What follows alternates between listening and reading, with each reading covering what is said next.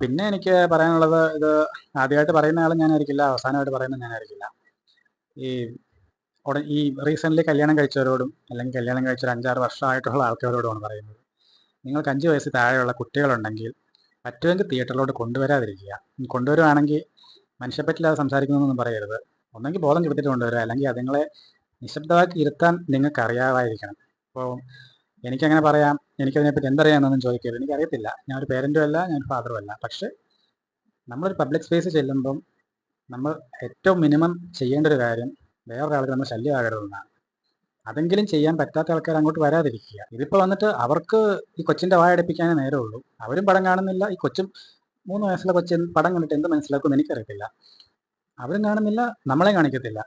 പിന്നെ എന്തിനാണ് ഇവർ കാശ് കൊടുത്ത് വരുന്നത്? അവർക്ക് ആ കാശിന് വിലയൊന്നും കാണത്തില്ല. പക്ഷെ നമ്മളിവിടെ ഈ 100-150 ഇറക്കിക്കൂട്ടി ഉണ്ടാക്കിയിട്ട് സിനിമ കാണാൻ പോയിരിക്കുമ്പോൾ ഇതുങ്ങളുടെ നടുക്ക് പോയിരുന്നാണ് നമ്മൾ സിനിമ കാണുന്നത്. എന്നാൽ ഇവരോട് ഇതൊന്നും സംസാരിക്കാമെന്ന് വെച്ചാൽ നമുക്ക് പിന്നെ പടം കാണാൻ പറ്റത്തില്ല. സോ ദയവ് ചെയ്ത് ഇതൊരു റിക്വസ്റ്റാണ്. നിങ്ങൾ പടം കാണാൻ വരുന്നുണ്ടെങ്കിൽ പടം കാണാൻ മാത്രം വരിക, അല്ലാതെ വേറൊരാൾക്ക് ശല്യമാകാതിരിക്കുക.